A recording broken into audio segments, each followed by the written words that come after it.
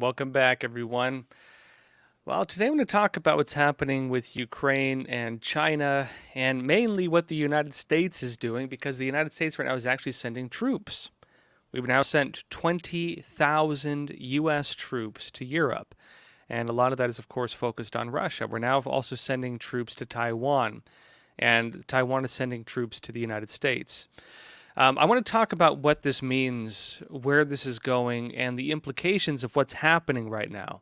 I think it's clear, again, I don't think it's a secret that I've been warning about the Chinese Communist Party for years, and so I have my own views on this, but frankly, I think there's a lot of very dangerous things happening in terms of what I would say are bad decisions on the U.S. side as well. I'll explain these, talk about it. We'll go pretty deep into this today. Also, folks, there's something interesting happening right now, which is I'd say is a bad phenomenon, actually, but the United States is actually losing international support. A lot of this has to do with Ukraine and the way it's being handled right now. Globally, there are nations that used to be supportive of the U.S. and Ukraine that are no longer supportive. They've gone to neutral, and some are turning against it. This is happening as basically global alliances are now forming, and not all of these are pro-America. I'd say actually they're beginning to lean more the other way. This cascading effect is going to have very deep implications for what America is on the world stage. The Pax Americana, the peace under America, the 100 years that defined really the U.S.-led world and the U.S.-led system could be coming to an end. And this is the scene we're now watching unfold. I'll be talking about this, a lot of other stuff. We'll also go into questions. And folks, thank you for being here. I see somebody mentioning I was just on War Room Pandemic with Natalie Winters, Steve Bannon show. Yeah, I just wrapped up and jumped over here. So yeah, I'm glad some of you watched that as well. That said, folks, again, we will jump over exclusively to Epoch TV after about 25 minutes or so. So be sure to join us there. And let's jump into the first story. I want to start what's happening with the 20,000 U.S. troops now in Europe, or being sent there as we speak. Let me start off with the with the Pentagon website. This is Secretary Austin, again, Defense Secretary, marking the 1 year since the beginning of the war in Ukraine. Interesting, it's 1 year already, right? I won't go over the whole thing. Basically, he suggests, well, it says directly that the United States will give indefinite support to Ukraine. He talks about why we're involved with this. And he says this further in, quote, "In response to our most urgent danger to European security since the end of World War II, we have moved swiftly with our allies to further unify and strengthen NATO. The alliance has bolstered its defenses on the eastern flank, with Russia, of course. Meanwhile, the United States has deployed or extended more than 20,000 additional U.S. forces to Europe and forward stationed the first permanent U.S. forces on NATO's eastern flank." You getting that, folks? Now, it's been no secret the United States basically, props up NATO. We finance it, just like ironically we finance a lot of the United Nations and seemingly most of these international organizations. The American taxpayer tends to have a lot of this on their shoulders. Remember when Trump was president, he was calling out Germany and other countries saying, hey, you guys got to start paying your fair share. We're not here like as your, basically as your bodyguards. You guys got to play your role too. And sure enough, they did to an extent. But basically, the United States does have very strong troop presence in many countries, including in many parts of Europe. That has now been bolstered, as Lloyd Austin says. There's now in addition to what we already had, additional 20,000 U.S. troops in Europe on the borders, essentially, of Russia. Again, on that flank, right? And Lloyd Austin says that NATO is more united than ever, and the U.S. commitment, that's debatable, I'll get into that, and the U.S. commitment to defend every inch of Allied territory remains ironclad, he states. And he says further in that Putin thought that Ukraine's defenses would collapse, that America's resolve would falter, and that the world would look the other way. He was wrong. 1 year later, Ukraine's brave defenders have not wavered, and neither has our commitment to support them as long as it takes. Now, basically what you're watching in Ukraine is a proxy war. the United States is propping up the Ukrainian military, financing it, training it, helping it in different ways to defend itself against the Russian military. Uh, if you look back at Cold War era type policies, this is just classic Cold War battle. Think of it as the Vietnam, the United States involved there, where China was sending troops in, Russia was sending supplies, and the United States was fighting the Viet Cong, of course, who were being supported by proxy forces. A force that would have been much more easily defeated had it not been for the external support. Russia's in a very similar situation. It's also very similar to Russia in Afghanistan, the Soviet Union, where the United States, ironically, was arming and supporting the Mujahideen. And the Mujahideen was fighting against the Soviet Union, including actually bin Laden, Osama bin Laden. If you want to watch a funny movie, go watch Rambo 3, which is actually dedicated to the brave Mujahideen fighters against the Soviets. Interesting how history changes like that. But back to the point, this is a proxy war. America is involved with this war, and typically with a proxy war, you wouldn't necessarily want to be like totally open and on the surface about it. You want to maintain at least some degree of plausible deniability, saying, well, Mr. Putin, you're suggesting we're involved in this war, but, we're merely just supplying them with some finances because we regard them as allies. Lloyd Austin is not saying this. The way the Biden administration is framing the U.S. involvement in the Ukraine-Russia war is that we're basically a combatant. And that is concerning because this is crossing a very delicate line on how we define our role. They're defining us as a combatant, and Russia regards the United States as a combatant. Now, if this remains merely a localized war, I would say it's a bad thing, but it's not nearly as bad as it could be. The concern is this will have a spillover effect and become a much larger war. The concerns now are going to be, for example, Poland and other countries, which are ironically also saying the quiet part out loud, suggesting they even want to launch coups inside Russia, which is going to make them military targets as well. Now, the problem with this is that Russia doesn't necessarily have the capability to launch a multi-front war unless it gets allies, unless it gets other countries involved. And those other countries are starting to get involved. And even then, Russia could potentially launch a multi-front war if it had more military supplies coming in. And the potential supplies of military equipment from China would be that factor. The problem is if China crosses that line, again, one of the largest manufacturing hubs in the entire world, right? One of the largest manufacturing hubs in the entire world, supplying weapons, ammunition. Remember, we talked about even the suicide drones. They wanted to retrofit, Soviet-era jets to become drones. The CCP is even talking about supplying those to Russia. And so far we haven't really seen a large air war over Ukraine, but that could change very soon. Once that line is crossed, the CCP gets involved with this. And of course, one of the big points with this is, well, will the United States respond to that as well? Will we fight against both the Chinese Communist Party and Russia as a proxy force, and possibly eventually as a main fighting force, which it does look like it is. It looks like it is cascading towards that potential outcome. Well, yes. Let me show you this. This is Market Watch. Biden administration plans to quadruple U.S. troop presence in Taiwan against rising China threat. I should note that although they say quadrupling of U.S. forces, that is still not a large fighting force. It's only a few hundred.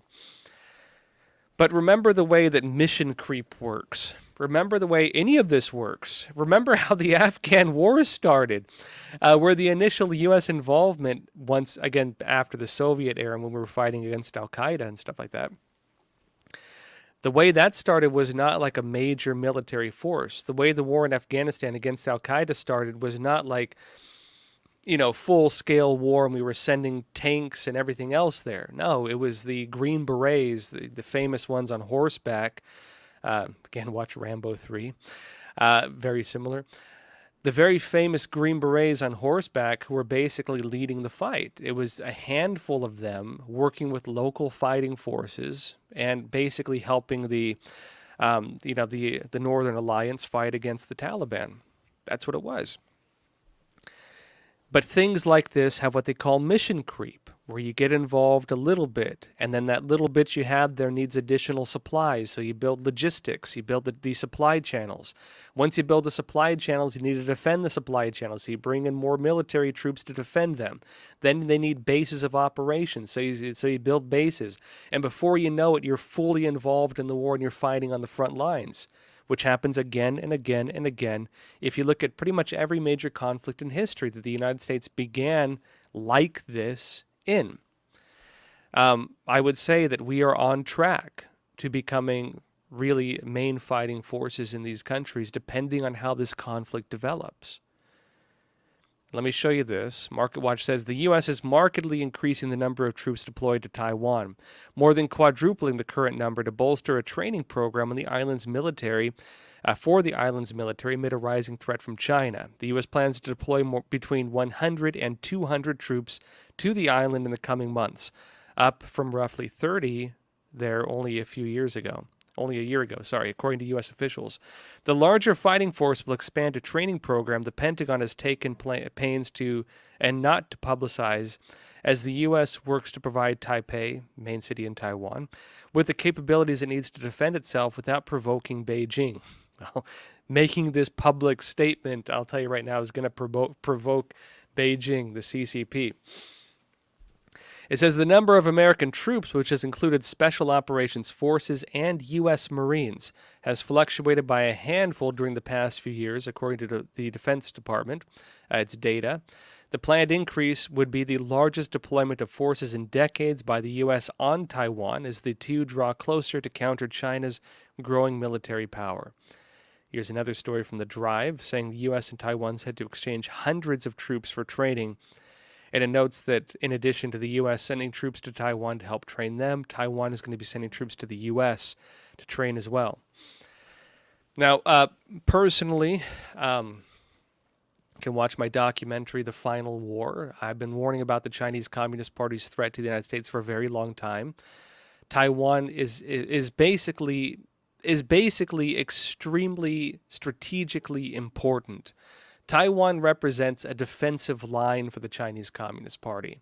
It also has historical importance. Remember that Taiwan was the island of Formosa after the CCP and the Kuomintang, the former actually legitimate government of China for a very long time, fought against each other. Ironically, the United States basically mediated that battle between the Kuomintang and the Chinese Communist Party, the Chinese Civil War just after World War II, and basically got them to have a ceasefire. The Kuomintang stood down, the CCP kept fighting, and the United States unfortunately helped the CCP basically take over China.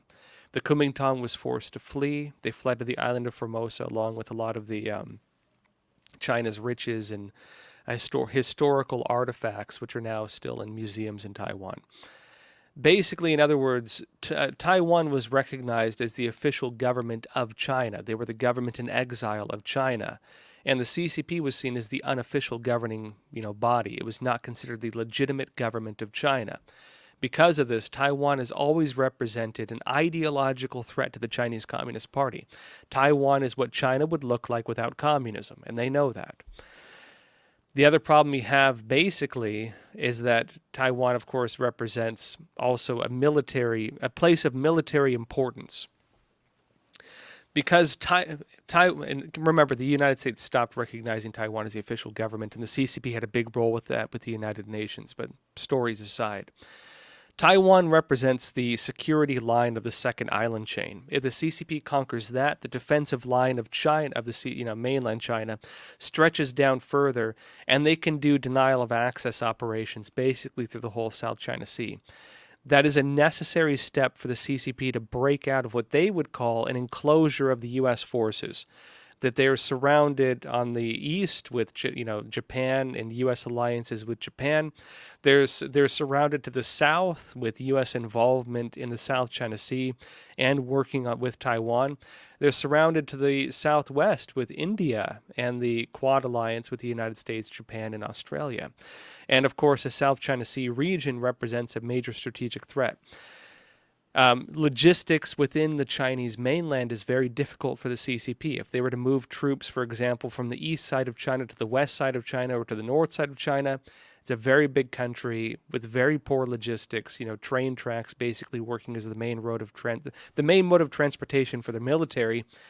It would be very hard for them to defend if there was a land battle in China. And so what they need is a sea battle. They need to bring it to the ocean. Which is why Taiwan is so important with this. The United States right now is basically getting involved with what I would call mission creep, both through Taiwan and through Ukraine. And with this, the United States is going to need one very key thing: allies. We're going to need to make sure the world stays with us with this, because we are on track to getting increasingly involved in this war that is now developing.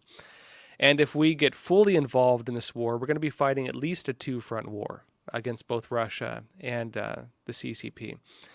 I don't think I've ever hid my my dislike of the Chinese Communist Party. I think they're an evil regime, and as a journalist, frankly, I think it's just an accurate statement to call them that. They've killed between 50 million to 70 million Chinese people.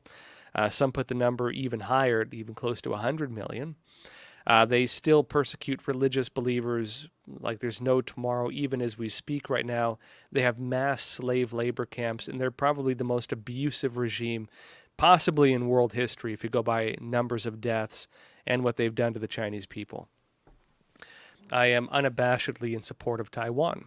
I think the Taiwanese people could use our support.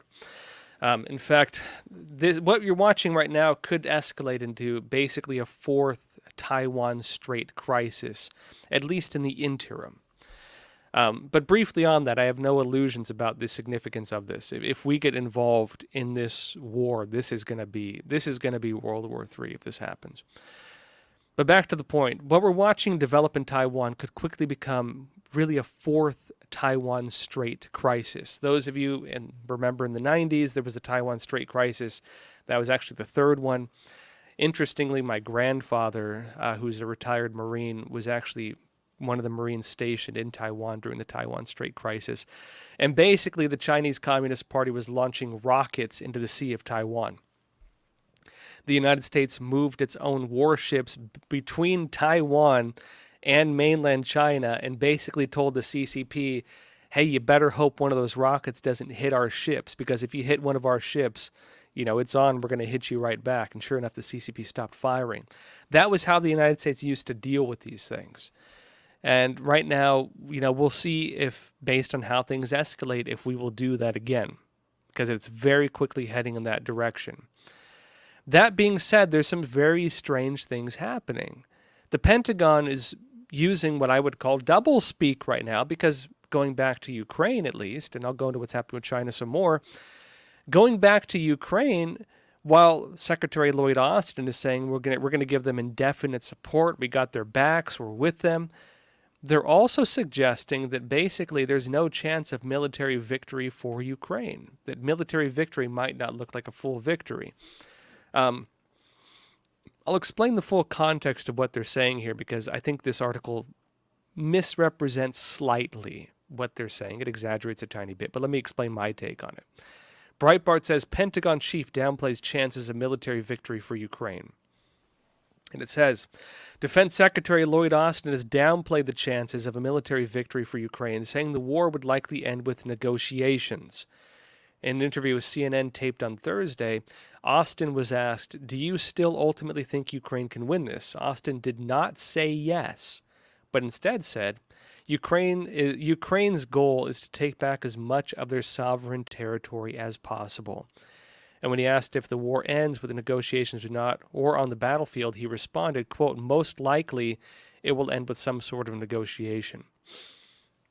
But he did add further in, as long as Ukraine continues to conduct operations and continues to work to take back the sovereign territory, we'll be there with them. Now, that being said, Ukraine, of course, basically Russia regards Ukraine as its historical territory, based on the way NATO worked and the way that NATO was pushing closer and closer to Russia. You could argue that NATO did cross an understood red line with Russia. Also, there was a coup that essentially helped establish modern Ukraine. Remember, Crimea historically was actually the capital of Russia. And so, and of course, a lot of people there do regard themselves as Russian, so it is complicated. It's in some odd ways very similar to Nazi Germany. I know people don't like the comparison with the Nazis, but geographically it's similar. Where Hitler, after World War I, and Germany was basically divided across lines that were not recognized by Germany, declared that they needed to unify the Volk, the body of the people, essentially, and so launched wars to retake territory and so on that had been taken, they claim, from Germany after World War I, which you could say was true. Russia's using the same basic narrative, that the Volk of the Russian people has been divided through what was a color revolution, which installed Zelensky as the leader of Ukraine, which it turns out the United States may have been involved with, and even some Soros-tied color revolution folks may have been involved with as well. It's a very complicated situation. And again, I'll restate again, I don't necessarily draw black and white hard conclusions on good guy, bad guy. You draw your own conclusions. I will say that the the Russia-China alliance does represent really a global communist movement pushing the China model and national Bolshevism with Russia, looking to overthrow what you would call the U.S.-led order, the unipolar world order, and trying to institute in its place what they call the multipolar world order. This would be the end of the Pax Americana, the end of the age of peace under America, the end of the idea that the American idea represents something the world should adhere to, the basic idea of the Constitution, that you and I are born with God-given rights, that government is instituted to protect, the very idea of what government is, the very idea that you and I, that human rights exist. These are American concepts. These were not things that existed, broadly prior to the rise of the United States. And this U.S.-led system that recognizes and defends human rights in every part of the world, criticize America as you'd like, is what could be ending before our eyes right now, depending on how this conflict unfolds. That being said, I'm very much aware that there's unfortunately a lot of corruption right here in America. I think moral corruption, and I would say a lot of this has to do with a deep historical subversion of the United States, going back to ideological subversion, ironically done by the Soviets. And so it's a very intertwining web that has been looking to tear down this basic idea of what America at least used to represent, and hopefully still will in the future. But we're watching essentially the battle unfold to determine what that future is. Let me go a little more into this, and then we'll jump over to Epic TV, because what is now happening, in my opinion, is this: that the U.S. backing of Ukraine and the U.S. support for Taiwan, in my opinion, should happen to an extent, but could have been done a lot better. I would say that the United States is saying too much the quiet part out loud. The United States and Zelensky are not recognizing, not being grateful. This is being done with a type of entitlement and a forceful hand, which even globally is beginning to turn the world against both the United States and against Ukraine. And when you understand the idea of the unipolar world order or the multipolar world order, the end of the Pax Americana, the global positioning in terms of which country different nations align with is actually very significant, because that is the real battle. The real battle is not Ukraine. The real battle is not Taiwan. The real battle is the battle of words that determines the global alliances and what the global world order is. What you're watching now unfold is that as countries break from the U.S. world order, they are moving to the CCP world order, the China model, and the Russian idea, actually shared even by the United Nations, including by the World Economic Forum. that the multipolar world order, right? The multipolar world order, the end of the Pax Americana, should be the future of the world. That is what the shift taking place is leading to. I'll show you one thing before we jump over to Epoch TV, because I want to dig into this quite a bit. Reuters has this story, that protests in Berlin over arming Ukraine against Russia draws thousands. Again, Ukraine and the United States are losing influence, including in Europe. It says a demonstration against supplying Ukraine with weapons for war with Russia attracted 10,000 people on Saturday, drawing criticism from top German government officials and a large police presence to maintain order. Organized by a prominent left-wing German politician, the protest comes days after a one-year anniversary of Russia's invasion of Ukraine, which drew promises of more weapons from Western allies, fresh sanctions against Russia, and shows of support for Kyiv across the globe. I won't go too far into this, but again, this is a far-left political party. Remember, the United States has now been at least pretty credibly exposed. We don't have definitive evidence on this, but I'd say credibly exposed, and my reporting, I think my initial analysis of this was this as well, was that the United States destroyed the Nord Stream pipeline between Russia and Germany. And in doing so, committed an act of war not just against Russia, but against Germany as well. Germany, the leadership has been trying to avoid this topic, but the populace of Germany, now facing higher energy costs, more difficult living standards and so on, recognizes the United States as the cause of that, as the aggressor. And remember, we're talking about global alliances here. We're talking about where the cards are falling as countries either support the United States and continue to support it or break away from that. And as they break away from that, there is another option, the China model, which includes its own financial system outside the reach of U.S. sanctions, by the way. And that China model, representing an entire different world order, an entire different system, is beginning to pull in many of these other countries. I would say bad policy right here in the United States and the way we're handling this is driving that. And to me, this is the biggest issue. This is the biggest threat. And this is very rapidly creating a world that I would say is pretty terrifying. This is basically the creation of a more communist world order, and one that does not recognize the values of the Constitution. The basic idea that we become so comfortable with. The idea that we just assume the whole world abides by, and it's always been that way. The idea that we just believe will always exist.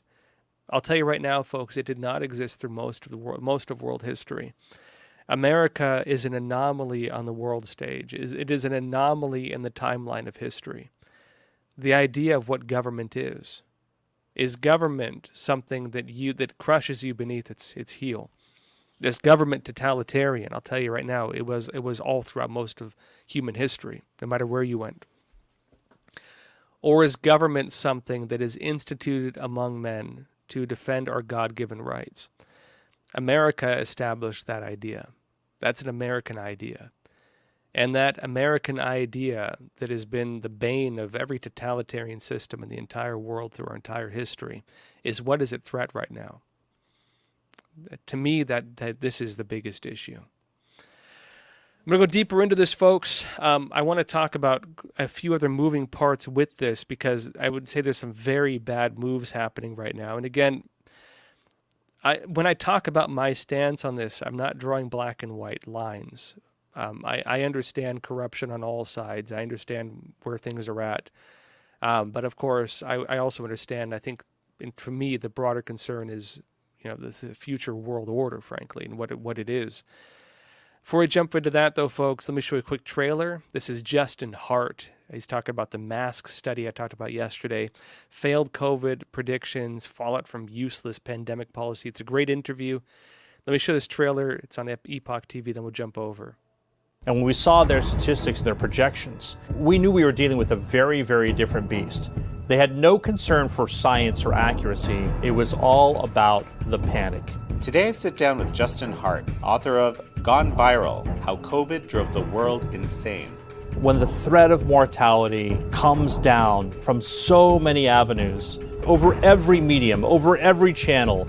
Everyone is telling you you're going to die if you don't take these interventions. It does crazy things to society. Hart realized early on in the pandemic that what we were hearing from our health agencies and the media didn't match up with the data. So he started Rational Ground to provide the public with reasoned evidence and fact-based analysis about the impact of COVID-19. From all of the studies they reviewed, they found there was no significant evidence whatsoever that masking would stop the viral pathogen. This is American Thought Leaders, and I'm Yanya Kellick.